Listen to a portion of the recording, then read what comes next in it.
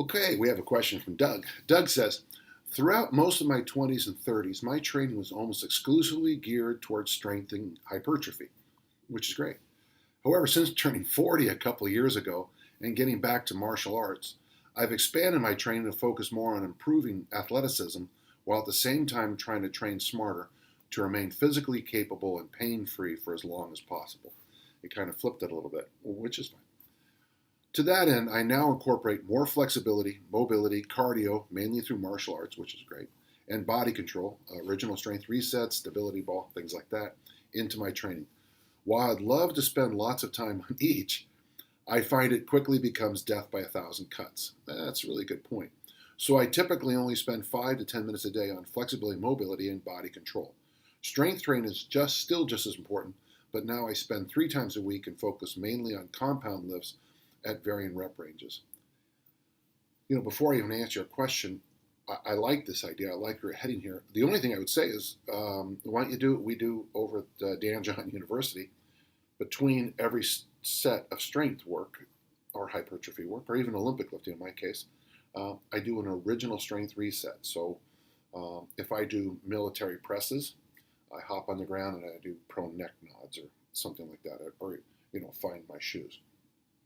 If I'm doing overhead squats, I jump on the ground and I get in the 6-point rock position, slide my arms out, and I do those long stretches. It's in my video on learning how to overhead squat. Let's get to your question. So with athletic performance and longevity in mind, which fitness attributes do you feel are the most important to train regularly? And if possible, your go-to exercises for each, we greatly appreciate it. Athletic performance and longevity in mind, boy, we're almost to an easy strength thing. Let's go push, pull, hinge, squat, loaded carry, real quick.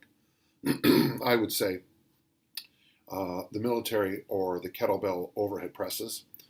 Most men, Doug, have shoulder issues, and if you're going to keep doing the martial arts, you're going to get shoulder issues just from the wear and tear of the game. So military overhead presses, I like military and double kettlebell presses and single hand kettlebell presses. Hanging for the pull, just simply the bar hang, and then later, of course, the flexed arm hang. You can do it this way, you can do it parallel, or you can do it pull up.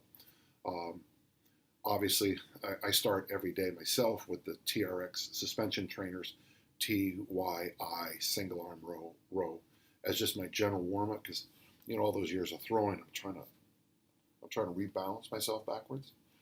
When it comes to the squat, Doug, just the movement of the squat is what you need. I would just stick to the goblet squat. I could say a lot more, but let's just stick to the goblet squat. Well, when it comes to the hinge, it so much depends on what you want to do ballistically.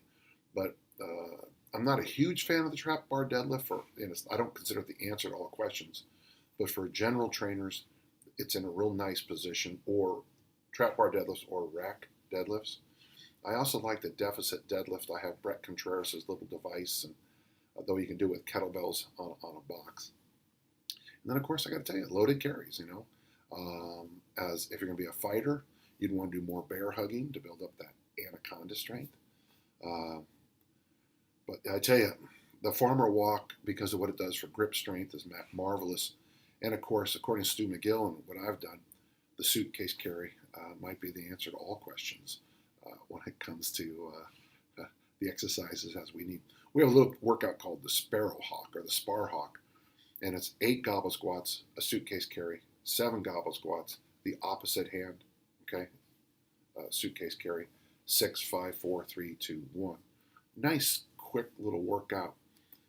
You get your loaded carries in, but the thing is, you have to hold tension here the entire time you're doing the workout, and I think you might like it.